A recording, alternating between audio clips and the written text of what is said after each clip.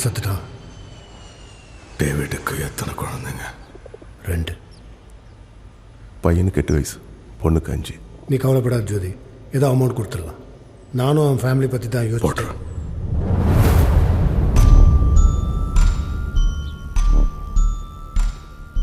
அவன் குடும்பத்தில் யாரையும் விட்டு வைக்காத.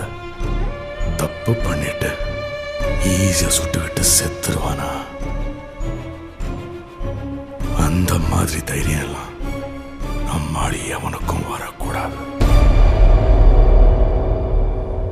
நம்ம சப்ளை பாதிக்கு மேலே போச்சு பாய். இம்மிடியட்டாக புது சப்ளை வரலன்னா சிக்கல். பட்டாணி கிட்ட கேளு. 2 மாதம் ஆகுங்கிறான்.